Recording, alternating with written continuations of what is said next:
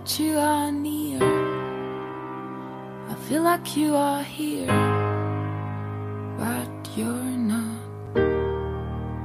All I see is different dimensions of similar perceptions of the same.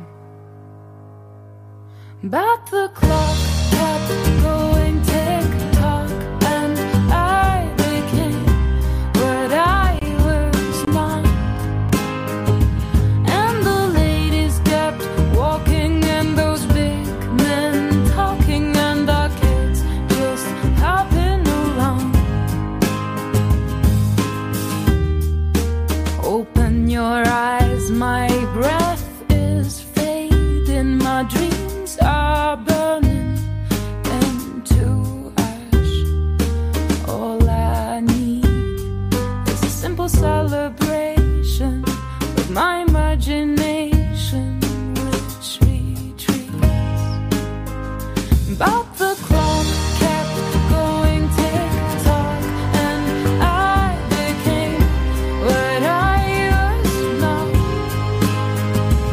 And the ladies kept walking, and those big men talking, and the kids just hopping along. As the clock was ticking, I felt this pain in my chest, and I realized that all this time my life's been a mess. Though I wanted you to pieces, there was nothing to do, 'cause it's you, you're letting us, you're leaving me, fool. Words are spinning round and round in my head. There's no one who can save me when I'm stuck in the bed. The world is full of scary people walking around, all the ladies and those big men and kids hopping along. But I'm strong, I know it deep inside I'll be fine, and I'll make it in my way. Though this might imply that I'll feel in your eyes, your society lies, and the only truth I see is written in this child's eyes. But the clock kept going tick-tock, and I became what I was not. And the ladies kept walking, and those big men talking, and the kids just hopping along.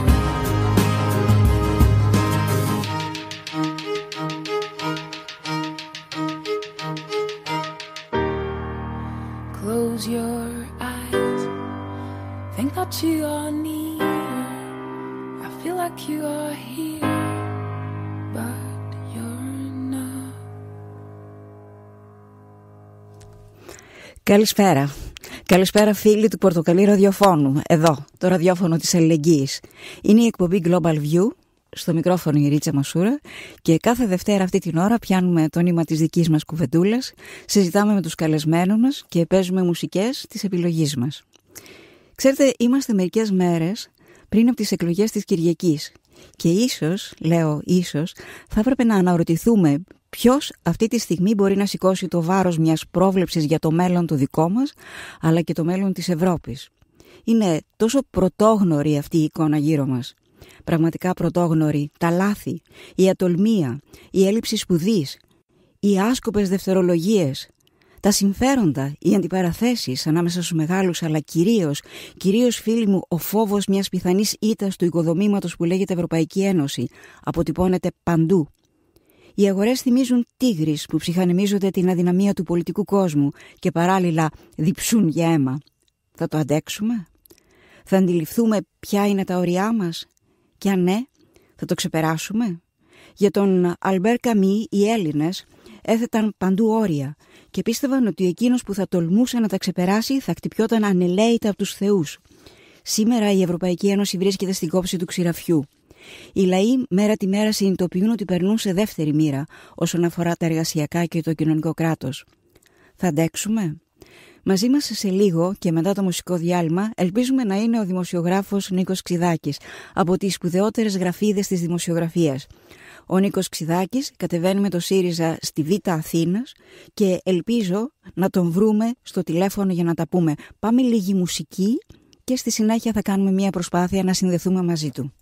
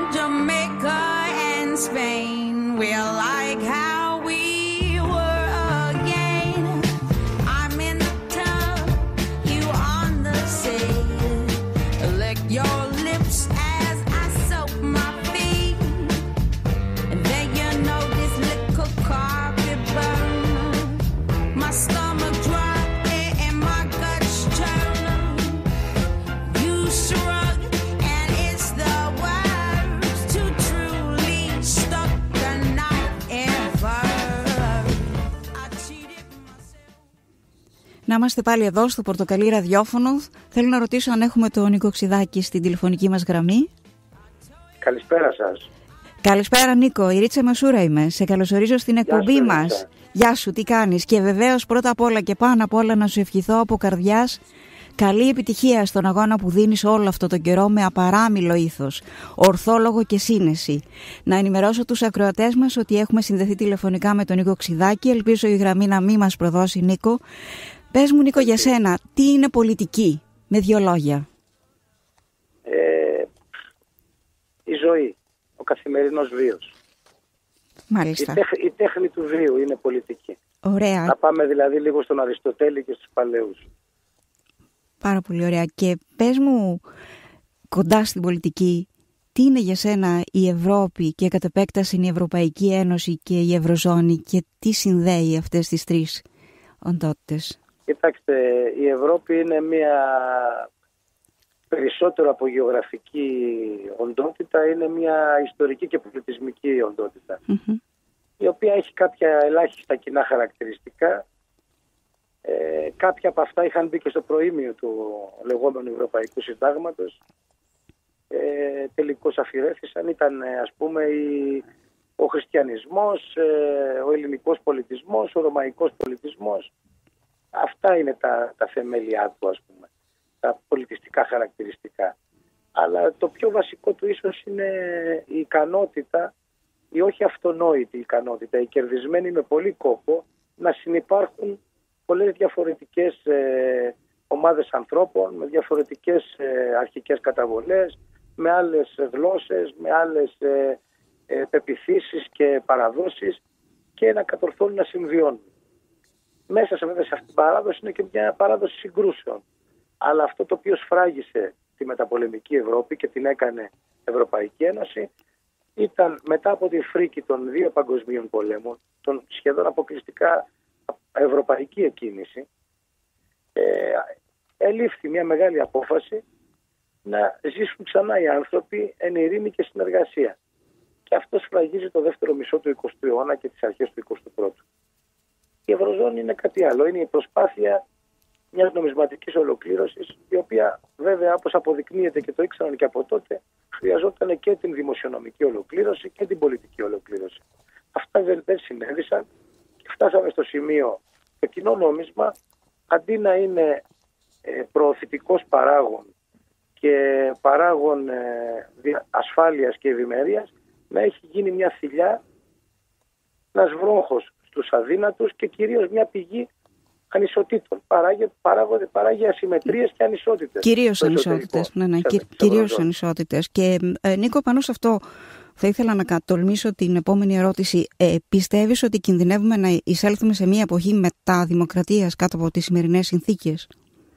Κοιτάξτε, αυτό είναι μια συζήτηση που έχει ξεκινήσει μερικές δεκαετίες πριν, όταν άρχισε αυτή η κατήσχηση του νεοφιλελευθερισμού, ο οποίος σιγά σιγά όχι μόνο κατέφαγε το πνεύμα της συλλογικότητας, της κοινωνικής συνοχής, της ισότητας, και κήρυξε μια ξέφρενη ατομικότητα με μια επίθεση στο δημοκρατικό κράτος εν ονόματι κάποιων ελεύθερων αγορών, οι οποίες ευαγγελίστηκε την ελευθερία των αγορών και την υποδούλωση των πολιτών και των πολιτικών κοινωνιών. Σταδιακά έχουμε τέτοια χαρακτηριστικά και έχουμε μια επίσης συρρίκνωση της πολιτικής ισχύως, της αποφασιστικής σημασίας που παίζουν πολιτικοί θεσμοί, τα δημοκρατικά κράτη, οι δημοκρατικά εκλεγμένοι άρχοντες. Περιορίζεται η ισχύ της πολιτικής, η οποία αντλεί εξουσία από τους λαούς, και αυξάνεται η ισχύ οικονομικών δυνάμεων, οι οποίες είναι παντελώς ανεξέλεγκτες. Δηλαδή, αντί να ρυθμίζει το κράτος τις λειτουργίες τους προς το δημόσιο συμφέρον, προς το δημόσιο όφελος, αυτοί οι πανίσχυροι οικονομικοί οργανισμοί επιδιώκουν και κερδίζουν την μη ρύθμιση, να λειτουργούν όπως αυτές θέλουν, με τη δύναμή τους, και την κατάσταση αυτή την βλέπουμε μετά τις τελευταίες δεκαετίες στην Ευρώπη. Η Ευρώπη, η οποία εφήβρε και εδραίωσε τη δημοκρατία, το κράτος πρόνοιας, τα κοινωνικά δικαιώματα, να βρίσκεται σε υποχώρηση όλο αυτό το σύστημα της ευρωπαϊκής κληρονομιάς, πολυτιμότερη ευρωπαϊκή κληρονομιά, και να ομνύουμε σε κάποια αόριστα πράγματα που λέγονται ανταγωνιστικότητα, ελευθερία των αγορών. Στην πραγματικότητα έχουμε μια κίνηση, νικηφόρα κίνηση μέχρι στιγμής, του πιο άπλιστου κερδοσκοπικού κεφαλαίου, εις βάρος και της παραγωγικής οικονομίας και του δημοκρατικού κράτους και των ευρωπαϊκών κοινωνιών. Αυτή η ιστορική φάση φαίνεται ότι αρχίζει να συναντά τα όρια της. Ναι, να προκαλεί πια μόνο πόνο και ερείπια. Ναι, συμφωνώ σε αυτό, και γι' αυτό θέλω λίγο τώρα να σε γυρίσω στην ελληνική πραγματικότητα, να μπούμε δηλαδή στο κλίμα το προεκλογικό. Πολλές φορές τα κόμματα επιλέγουν προεκλογικά να διαχέουν το φόβο ως εργαλείο χειραγώγησης των ψηφοφόρων. Το είδαμε και φέτος στην αρχή της προεκλογικής εκστρατείας με τη Νέα Δημοκρατία, το είχαμε δει και παλιότερα. Πόσο πολύ μπορεί να επηρεάσει τους ψηφοφόρους αυτή η τακτική, Νίκο? Κοιτάξτε, φαίνεται ότι λειτουργήσε το 2012, λειτουργήσε σε κάποιες κορυφαίες στιγμές αυτής της πενταετίας της κρίσης και της γενικευμένης επίθεσης στην κοινωνία. Φαίνεται ότι δεν λειτουργεί καθόλου το 2015 σε αυτές τις εκλογές. Επιχειρήθηκε άτσαλα και πολύ βιαστικά το πρώτο διάστημα, λίγο πριν τις εκλογές και με την προκήρυξή τους, και σύντομα είχαμε ένα φαινόμενο υποστροφής. Επέστρεψε δηλαδή πάνω σε αυτούς που το προκάλεσαν και τους πήγε και σε άλλα μονοπάτια. Και από το εξωτερικό που επιχειρήθηκε αυτή η τρομοκράτηση, και πολύ περισσότερο στο εσωτερικό, όπου είχαμε έναν πρωτόγονο μηχανισμό παραγωγής ψεύδους και εκφοβισμού. Νομίζω ότι ο κόσμος πια σκέφτεται πρώτον ότι έχει υποφέρει τόσα πολλά που αξίζει να δοκιμάσει μια άλλη πολιτική, μια άλλη διέξοδο για τη ζωή, και δεύτερον έχει πιστεί ότι τα περισσότερα ή όλα από αυτά που ακούγονται για να τον εκφοβίζουν είναι μηχανευμένα, είναι ψέματα και είναι εν τέλει μια επιχείρηση μισανθρωπίας και χειραγώγησης. Ναι, πάνω σε αυτό ήθελα να συμπληρώσω το εξής. Το τελευταίο καιρό έχουμε δεχτεί καταιγιστικά πειρά από εκπροσώπους των δανειστών μας. Τώρα βέβαια αναρωτιέμαι αν αυτά εντάσσονται σε αυτή την τακτική του εκφοβισμού για την οποία μιλάμε τώρα, ή πιστεύεις ότι πράγματι εμφυλοχωρεί ένας σημαντικός κίνδυνος να υποστεί η χώρα τις συνέπειες μιας, ας πούμε, ανυπακοής, σε πολλά εισαγωγικά βεβαίως? Κοιτάξτε, σε πολιτικό επίπεδο υπάρχουν κάποιοι σκληροτράχυλοι και αντιδραστικοί κύκλοι στις ευρωπαϊκές ελίτ που θα ήθελαν να εκτελέσουν την Ελλάδα, γιατί φοβούνται την γενίκευση μιας δημοκρατικής κίνησης και σε άλλες ευρωπαϊκές χώρες, κυρίως στο Νότο.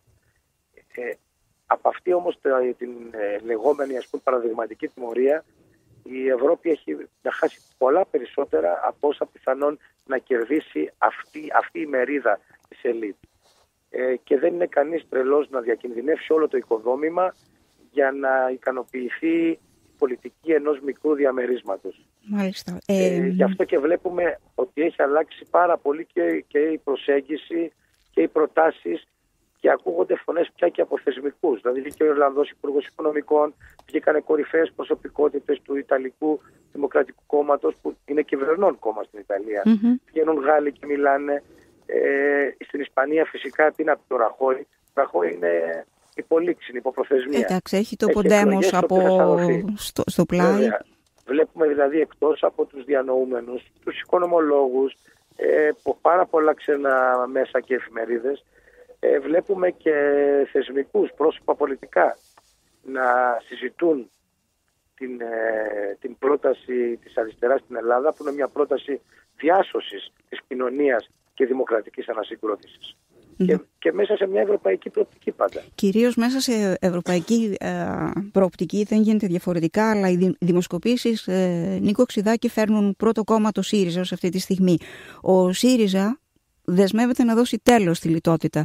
Δεν ξέρω κατά πόσον βεβαίως πρωτοεπείς αυτό ή λέει κάτι αυτονόητο, ότι όλοι ξέρουμε τι σημαίνει λιτότητα, αλλά θυμάμαι ότι όλα αυτά τα χρόνια διάφορες ψύχρεμες φωνές επεσήμεναν το πόσο λανθασμένες είναι οι πολιτικές λιτότητας. Ποιος εγγυάται όμως ότι η Ευρωπαϊκή Ένωση με τον ΣΥΡΙΖΑ στη διακυβέρνηση της Ελλάδας θα μπορέσει τελικά να ξεφύγει από αυτή τη μέγενη και ότι κάτι σημαντικό θα αλλάξει στο μέλλον? Δηλαδή, πιστεύεις ότι ο Ευρωπαϊκός Νότος θα τίνει χείρα βοηθείας? Κοιτάξτε, νομίζω ότι υπάρχουν πολλά περιθώρια να γίνει μια επανόρθωση στις δανειακές συμβάσεις προς την Ελλάδα. Όλα αυτά τα φρικτά προαπαιτούμενα τα οποία αλλίωσαν το ίδιο το πολίτευμα στη χώρα, διότι αυτό που ενδιαφέρει τους δανειστές είναι μια ρητή διαβεβαίωση ότι θα εξακολουθήσεις να πληρώνεις κάτι, να εξυπηρετείς αυτή τη δανειακή σου υποχρέωση. Νομίζω ότι ήρθε η ώρα του ορθολογισμού. Ό,τι συνέβαινε μέχρι τώρα ήταν ανορθολογικό σε συνολικά ευρωπαϊκό επίπεδο. Η Ελλάδα έχει υποστεί τεράστιες ζημιές οικονομικές και κοινωνικές και απλούστατα δεν αντέχει άλλο, δεν μπορεί να προχωρήσει άλλο. Το σκοπός και των Ευρωπαίων δεν είναι να δημιουργήσουν μια μαύρη τρύπα στην άκρη της Ευρώπης, στην Βαλκανική Χερσόνησο. Οι πιο αδιάλακτοι εξ αυτών θέλανε, ας πούμε, μια κατάσταση απικιοποίησης. Αλλά δεν θέλουν όλοι την εξουθένωση της χώρας. Ναι. Και νομίζω είναι σχεδόν βέβαιο, γιατί βλέπουμε όλο το κλίμα να αλλάζει. Βλέπουμε, ας πούμε, τις κινήσεις του Ντράγκη, του κεντρικού τραπεζίτη. Ναι, γι' αυτό θα ήταν η επόμενη ερώτησή μου. Για πες μας. Ναι, κάνει με πολύ μεγάλη καθυστέρηση 4-5 ετών αυτό που έκαναν οι Αμερικανοί από την πρώτη στιγμή. Και ακολούθησαν οι Βρετανοί, οι Ιάπωνες. Συμφωνώ απολύτως, αλλά να κάνω εδώ μια ερώτηση. Αν τελικά ο ΣΥΡΙΖΑ είναι στην κυβέρνηση με αυτοδυναμία, όπως πολλοί λένε, τελικά αν κάτι δεν πάει καλά, θα επιδιώξει να κερδίσει χρόνο αναδιατάσσοντας το πρόγραμμά του? Κόπηκε νομίζω η γραμμή, θα επιχειρήσουμε να ξαναπάρουμε τον Νίκο Ξηδάκη. Στο μεταξύ θα βάλουμε λίγη μουσικούλα, αν τα καταφέρουμε. Όλα γίνονται την τελευταία στιγμή. Και ειδικά με τα κινητά. Reach out, touch faith.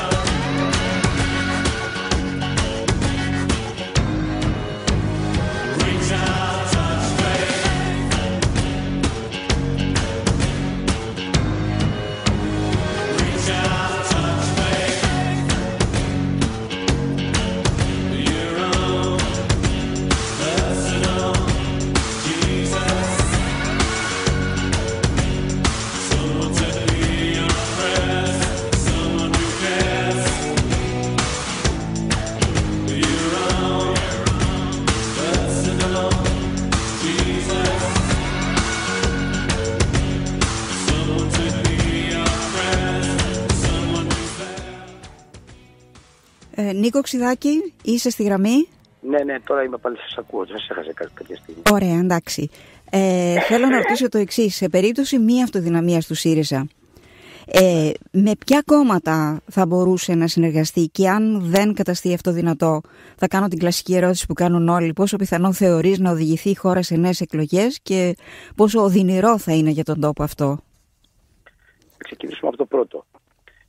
Καταρχάς, ένα πολύ πιθανό σενάριο πια όσο περνάνε οι μέρες είναι η αυτοδυναμία. Οριακή μεν, αλλά θα είναι αυτοδυναμία.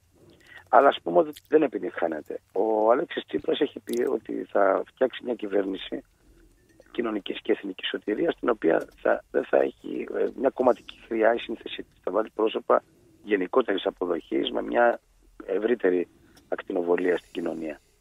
Και έχει και ένα μίνιμουμ κυβερνητικό πρόγραμμα, το οποίο είναι γνωστό. Είναι η Θεσσαλονίκη, είναι την ανασυγκρότηση του κράτους, τη δημοκρατική ανασυγκρότηση του κράτους που ανήγγειλε πρόσφατα. Αυτό το μίνιμουμ θα κληθούν τα άλλα κόμματα, οι άλλες πολιτικές δυνάμεις μέσα στο Κοινοβούλιο να δώσουν την ανοχή τους ή τη στήριξή τους. Αυτή είναι η προγραμματική βάση.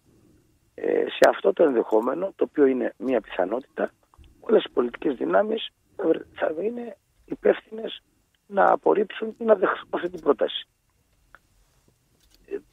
Αυτή είναι η πρόταση. Από εκεί και πέρα όλοι θα αναλάβουν τις ευθύνες τους και από τη στάση όλων θα εξαρτηθεί η μετέπειτα πορεία. Δηλαδή εκείνο που καταλαβαίνω είναι ότι μάλλον απορρίπτουμε το σενάριο των νέων εκλογών. Θέλω να πω δηλαδή ότι δεν προκύπτει από κάπου εύκολα. Είναι ανεπιθύμητο και δεν το επιδιώκει κανείς. Και ο ΣΥΡΙΖΑ, αυτό ήθελα να ρωτήσω. Δηλαδή ο ΣΥΡΙΖΑ είναι προσανατολισμένος στο να υπάρξει κυβέρνηση, να κυβερνηθεί η χώρα πολύ σύντομα μετά τις εκλογές. Πάνω σε μια προγραμματική βάση ενός μίνιμουμ προγράμματος, το οποίο θα είναι ένα πρόγραμμα διάσωσης. Μάλιστα. Και επανεκκίνησης της κοινωνίας και της οικονομίας.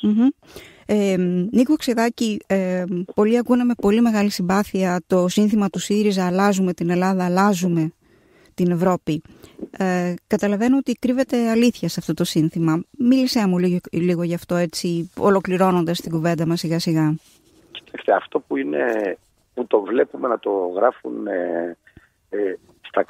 στις ξένες εφημερίδες, και κυρίως και σε συντηρητικές μετριοπαθείς εφημερίδες μεγάλου κύρους, όπως η Financial Times, Ιταλικός τύπος, το Economist προχθές στην στήλη Καρλομάγνος κάνει μια εκτενή ανάλυση. Φαίνεται ότι ο κύκλος αυτού του ορντολιμπεραλισμού, του γερμανικού, του νεοφιλελευθερισμού και αυτής της ατέλειωτης λιτότητας έχει φτάσει στα όρια θράψεως του ευρωπαϊκού οικοδομήματος. Και ότι είναι μια μοναδική ευκαιρία να γίνει μια αλλαγή πολιτικής και να γίνει αλλαγή πολιτικής προς μια δημοκρατική κατεύθυνση και όχι υπό την πίεση ακροδεξιών φυγόκεντρων δυνάμεων. Είναι μια εντυπωσιακή ευκαιρία για την Ευρώπη, η οποία την τελευταία δεκαετία γίνεται διαρκώς οπισθοδρομή στο παγκόσμιο στερέωμα. Δεν είναι η μεγάλη δύναμη της ευημερίας, των καινοτομιών, της παραγωγής, της ανάπτυξης που ήταν έως πριν 10 χρόνια. Έχει πάει πίσω. Δεν παίζει όλο και μικρότερο ρόλο και στον παγκόσμιο καταμερισμό εργασίας και στην παραγωγή επιστημονικών επιτευγμάτων και καινοτομιών, διότι όλη αυτή η πολιτική του νεοφιλελευθερισμού διέξοδη σωρεύει κέρδη στους χρηματοπιστωτικούς οργανισμούς, αφαιμάσει κεφάλαια από την παραγωγική οικονομία, από την πραγματική οικονομία, αφαιμάσει κεφάλαια από την έρευνα και την παιδεία και ρίχνει βάρη στους λαούς. Όλη η φούσκα, όλο το κράχ του 2007-2008 έχει πέσει στις πλάτες των κρατών και των λαών. Αυτό το πράγμα έχει βρει ένα κύκλο, έχει βρει τείχο. Και επιπλέον και στο πιο πολιτικό επίπεδο κυβερνητικό βλέπουμε ότι όλα τα κόμματα, τα δεξιά, τα οποία εφήρμοσαν αυτές τις πολιτικές, βοηθούμενα πολλές φορές σε αρκετές περιπτώσεις από κεντρό ή κεντροαριστερά κόμματα, δεν μπορούν πια να συνεχίσουν, συναντούν αντιδράσεις. Η πρώτη ρήξη είναι στην Ελλάδα. Έγινε ένας σεισμός πολιτικός, έχει αλλάξει όλη η πολιτική γεωγραφία. Ο δεύτερος σεισμός θα συμβεί στην Ισπανία, συμβαίνει ήδη δημοσκοπικά. Ένα τρίτο ρήγμα θα συμβεί στην Ιρλανδία. Από εκεί και πέρα είναι όλα ανοιχτά. Δυστυχώς στη Γαλλία, στη χώρα με τη μεγαλύτερη δημοκρατική παράδοση, η δυσαρέσκεια διοχετεύεται προς την ακροδεξιά. Γι' αυτό ακόμη περισσότερο είναι τόσο σημαντικό η όποια αλλαγή πολιτικής να γίνει με υπό την όθηση δημοκρατικών δυνάμεων. Δυνάμεων της αριστεράς που πιστεύουν και στην ευρωπαϊκή κληρονομιά του διαφωτισμού και της δημοκρατίας και της ισότητας και σε όλα τα άλλα τα επίπεδα, σε μια ανανέωση των πολιτικών κοινωνιών. Νίκο, καταλαβαίνω ότι ο χρόνος είναι πολύτιμος και θα πρέπει γενικώς να τρέχεις συνεχώς. Δεν θα ζητήσω να μου πεις τίποτα ούτε για την ακροδεξιά στην Ευρώπη γενικότερα, ούτε και για το θέμα της Ελβετίας που είναι πολύ πρόσφατο και είναι ένα καυτό θέμα με δύσκολες προεκτάσεις. Θα ήθελα μόνο μία κουβέντα για το προσωπικό σου όραμα για την Ελλάδα. Εσύ, ο ίδιος. Κοιτάξτε, αυτή τη στιγμή αυτό που περιμένουν οι Έλληνες από την αριστερά είναι η αριστερά να συμβάλλει με όλες τις δυνάμεις πολιτικές, ηθικές, πνευματικές, ψυχικές, να γίνει ένα με το λαό, να λιώσει μέσα στο λαό. Και όλοι οι Έλληνες όχι μόνο να οραματιστούν, αλλά την ίδια στιγμή να αρχίσουν να δίνουν υπόσταση σε μια Ελλάδα καινούργια, σε μια Ελλάδα δίκαιη, λειτουργική, μια Ελλάδα που δεν φοβάται το μέλλον, σε μια Ελλάδα που είναι υπερήφανη για τις παραδόσεις της και την ταυτότητά της, σε Έλληνες δηλαδή που είναι υπερήφανοι για την ταυτότητά τους και οι οποίοι ανοίγονται στο μέλλον με τόλμη και πίστη στον εαυτό τους. Μάλιστα. Η ιστορική μοίρα της αριστεράς αυτή τη στιγμή είναι να στήσει την Ελλάδα πάλι στα πόδια της και να γίνει ένα με το λαό. Ωραία. Λοιπόν, Νίκο Ξηδάκη, σε ευχαριστώ πάρα πολύ. Σου εύχομαι επιτυχία. Και το Πορτοκαλί και σένα, Ρίτσα Μασούρα. Ευχαριστώ και πάνω απ' όλα επιτυχία. Δηλαδή, εμείς σε θέλουμε, ξέρεις που σε θέλουμε. Οι φίλοι σου. Αυτό που λέω διαρκώς είναι ότι δεν θα επιτρέψουμε καμία γενιά να πάει χαμένη και από Κυριακή και μετά καλό κουράγιο για δουλειά στους Έλληνες και καλή τύχη σε όλους. Ωραία. Ευχαριστούμε πάρα πολύ. Κλείνουμε. Γεια σου. Γεια σου, Νίκο μου. Γεια.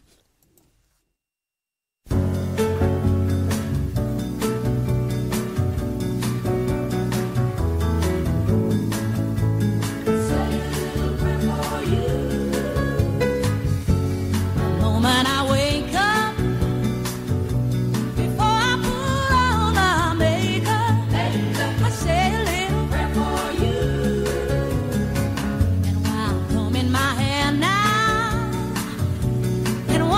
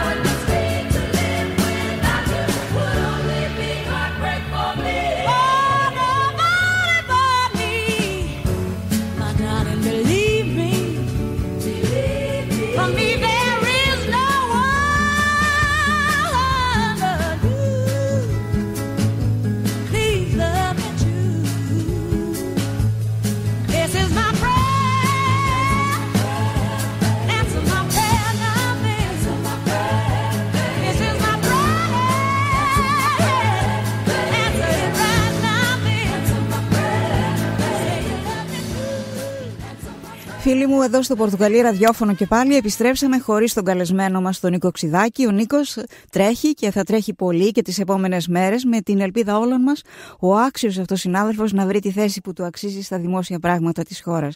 Εμείς, ξέρετε, θα συνεχίσουμε την κουβέντα μας με τον Θανάση Βασιλείου, τον κριτικό βιβλίου που ήταν μαζί μας και την περασμένη Δευτέρα. Είχαμε αφήσει μερικές εκκρεμότητες, κάποια συζήτηση για την Ευρώπη. Ξέρετε, είτε μας αρέσει είτε όχι, και ανεξάρτητα με το τι πιστεύει ο καθένας από εμάς για την Ευρώπη, θα πρέπει να βλέπουμε κάθε φορά που βρισκόμαστε και να στέλνουμε μηνύματα αναπροσαρμογής των πολιτικών ή αλλαγή πορείας. Θανάση Βασιλείου, σε καλησπερίζω και πάλι εδώ δίπλα μου. Έχω την αίσθηση ότι πολλές φορές οι Ευρωπαίοι ηγέτες, ειδικά οι Γερμανοί, στο όνομα της δημοσιονομικής πειθαρχίας χάνουν το μέτρο του λόγου. Μου θυμίζουν ώρες-ώρες αντικριστές του χρηματιστηρίου που εκτελούν εντολές των πελατών τους. Δεν θέλω να πιστεύω ότι υπάρχουν άλλου είδους αφεντικά, διαφορετικά, αλλά κάπου διάβασα ότι η λιγότερη δημοκρατία κάνει καλό στις αγορές. Τι πιστεύεις εσύ πάνω σε αυτό? Καλησπέρα καταρχήν. Καλησπέρα. Σε ευχαριστώ και για τη σημερινή πρόσκληση. Να ευχηθούμε καλή επιτυχία στον Νίκο το Ξιδάκη. Είναι πολύ αγαπητός, πολύ αξιόλογος. Θα ήθελα να τον δω στο κοινοβούλιο. Έχει όλη αυτή την εμπειρία στο δημόσιο χώρο. Έχει κάνει παρεμβάσεις. Είναι όριμος και βρίσκεται σε μια καλή φάση να μπορεί να εκπροσωπήσει και να προσφέρει με τις δυνάμεις του. Θα ακούσουμε και όμως καλά ελληνικά όμως. Έτσι, θα ακούσουμε αν είναι και μέσα καλά. Αν είναι μέσα άνθρωποι σαν τον Νίκο, θα ακούσουμε και καλά ελληνικά επιτέλους. Ναι. Ένα λόγο διαρθρωμένο, σοβαρό, με ήθος και αρετή και κυρίως με ελπίδα, γιατί ο Νίκος είναι ένα ελπιδοφόρο παιδί, ένας ελπιδοφόρος άνθρωπος της καταλλαγής και τις σκέψεις και μπορεί να τα καταφέρει. Ας το ευχηθούμε μάλιστα να τα καταφέρει. Τώρα, σε σχέση με την Ευρώπη, σε σχέση με τη Γερμανία, σε σχέση με τις αγορές και τη δημοκρατία. Ναι, αυτό που έχει ακουστεί και λέγεται και έχει συζητηθεί πάρα πολύ και από πολλούς, και από πολλά αισθητούτα και από πολλούς ακαδημαϊκούς και από αναλυτές, είναι ότι υπάρχει μια δυσανάλογη σχέση αντίστροφη σχέση μεταξύ αγορών και δημοκρατίας. Δηλαδή όπου κυριαρχούν οι αγορές ή όπου επιβάλλουν την παρουσία τους με ένα κερδοσκοπικό χαρακτήρα, αυτό άλλωστε είναι το θέμα τους, πέφτει, υποχωρεί η δημοκρατία. Αλλά θα έλεγα και κάτι άλλο. Υπάρχει μια δυσανάλογη σχέση δημοκρατίας και χρέους. Δηλαδή, όσο ξεπέφτει, όσο αλλοιώνεται, όσο υποβαθμίζεται ο δημοκρατικός χαρακτήρας μιας χώρας, μιας κοινωνίας, αυτό νομίζω ότι το έχουμε δει και στην Ελλάδα, το έχουμε βιώσει, ανεβαίνει το χρέος. Έτσι ώστε να δημιουργείται αυτή η δυσανάλογη σχέση. Οι προηγούμενες κυβερνήσεις δημιούργησαν ένα πρόβλημα για τον ίδιο τους τον εαυτό.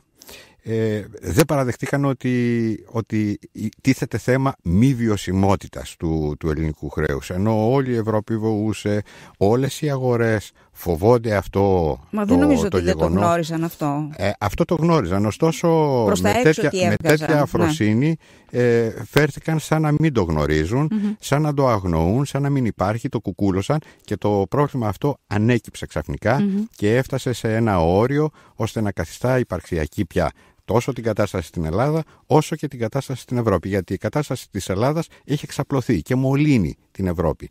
Τι έγινε δηλαδή, ας πούμε? Οι περισσότεροι Ευρωπαίοι κυβερνήσεις των ευρωπαϊκών χωρών δαχτυλόδειχναν την Ελλάδα. Οι Αμερικανοί επίσης έκαναν περίπου το ίδιο, οι αρκετοί αναλυτές τουλάχιστον.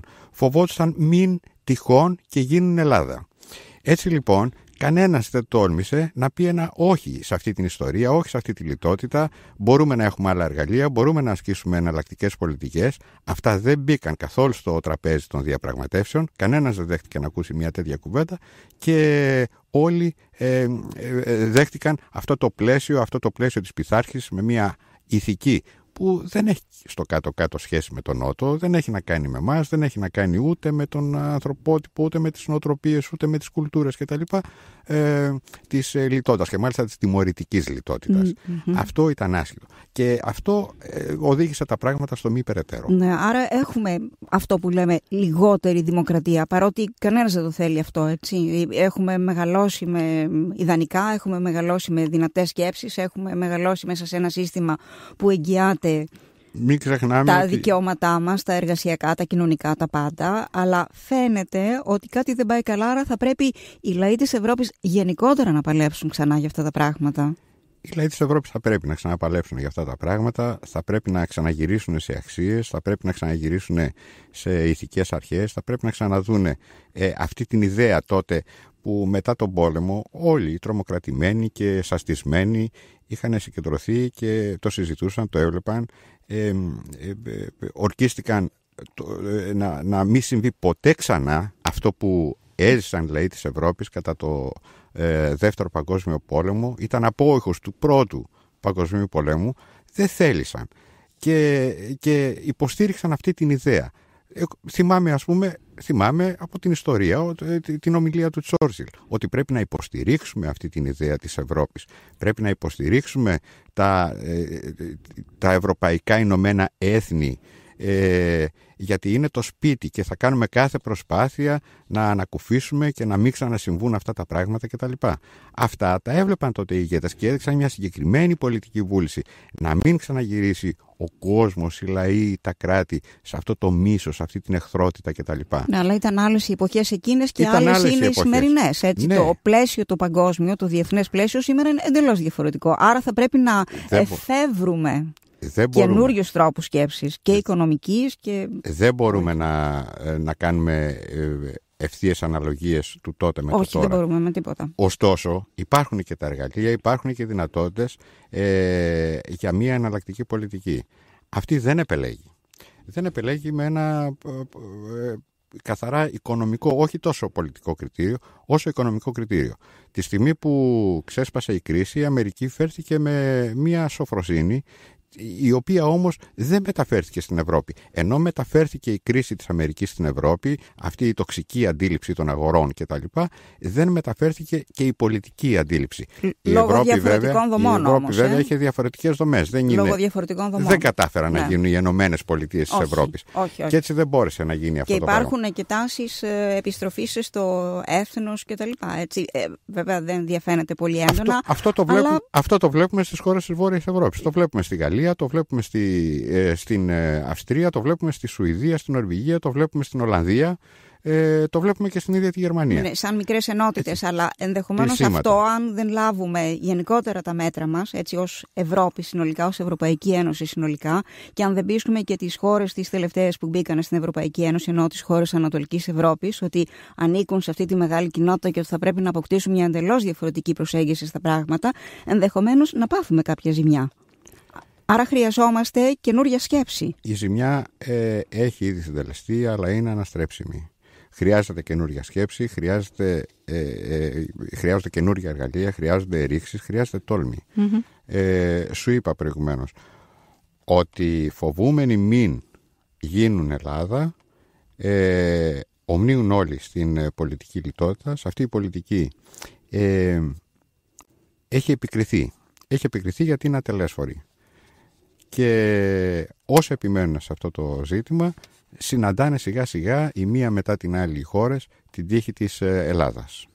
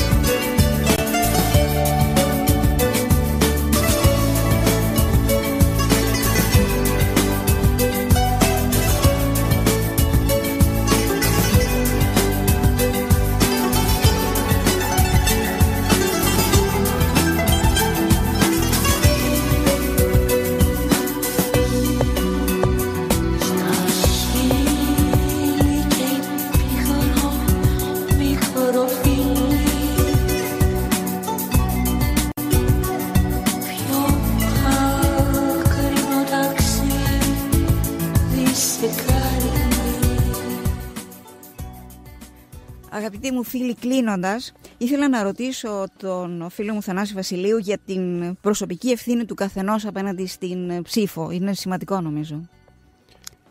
Ρίσα μου, όλοι έχουν ευθύνη απέναντι στην ψήφο τους, με την ψήφο τους, απέναντι στην κάλπη. Αυτό που έχω να πω είναι να ευχηθώ σε οποιαδήποτε κυβέρνηση, αν είναι της αριστεράς για παράδειγμα, να πετύχει. Αλλά να σου πω και κάτι, αυτό θα το ευχόμουν για οποιαδήποτε κυβέρνηση θα προέκυπτε από αυτή την κάλπη. Δεν έχουμε περιθώρια για μία αποτυχία ή για συνεχόμενες αποτυχίες κτλ. Έτσι ο καθένας θα σκεφτεί αυτό που ψηφίζει, να το ψηφίσει με σύνεση, αυτό που θέλει και να το στηρίξει, κυρίως να το στηρίξει. Αυτό που με τρομάζει είναι η ψήφος της οργής, η ψήφος του μίσους. Αυτό που σταματάει στην κάλπη και δεν σκέφτεται το μετά από την κάλπη, το αύριο. Αυτό δηλαδή που τελειώνει με αυτή την κίνηση και εκεί χάνονται όλα τα δικαιώματα, όλες οι αντιπροσωπεύσεις, όλη η ουσία και η χυμή της δημοκρατίας. Φίλοι μου, δεν έχουμε άλλο χρόνο να συνεχίσουμε. Θα ήθελα πολύ να ευχαριστήσω για τη συμμετοχή τους εδώ στο Πορτοκαλί ραδιόφωνο, το ραδιόφωνο της Ελληνικής, τον υποψήφιο με τον ΣΥΡΙΖΑ στη Β' της Αθήνας Νίκο Ξιδάκη, με τον οποίο μιλήσαμε προηγουμένως, τον κριτικό βιβλίου Θανάση Βασιλείου και τον αγαπημένο ηχολήπτη μας τον Γιάννο Ηλιάδη για την άψογη συνεργασία μας. Αποχαιρετώντας σας, θα σας προτείνω, όπως κάθε φορά κάνουμε στο τέλος της εκπομπής μας, ένα βιβλίο. Και αν δείτε ότι σας ενδιαφέρει, έχει καλώς. Είναι η γνωστή Καρδερίνα της Ντόνα Τάρτ, βραβείο Πούλιτζερ 2014. Και εδώ θα σας αφήσω. Ελπίζω να βάλουμε την τελευταία μουσική για σήμερα και καλή συνέχεια στην επόμενη εκπομπή. Ευχαριστώ πάρα πολύ. Γεια σας.